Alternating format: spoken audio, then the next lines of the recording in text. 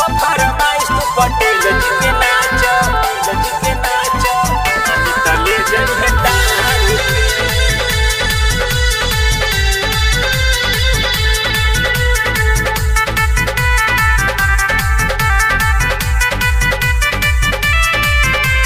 लेला पनसौआ हई कन खिदा बाके, मार देव गोली हम घघरा उठा के।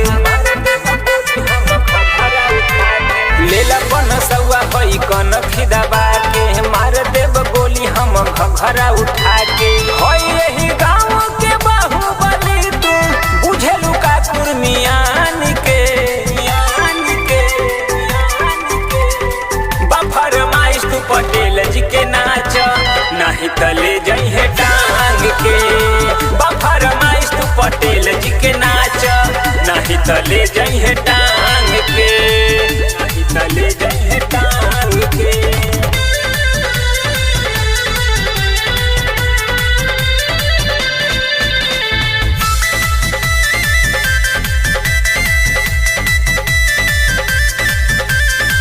हमरे नामे तू कद जवनिया, केहू ना कुछहू करी। रात भर हिलाव कमरिया, नमरी बरसत रही। आजा तू कोना हो बाटे निहोरा, हमरो जुड़ा द परान के। फरमाइश तू पटेल जी के नाच, नहीं त ले जइहे टांग के। फरमाइश तू पटेल जी के नाच, नहीं त ले जइहे टांग के, नहीं त ले जइहे टांग के।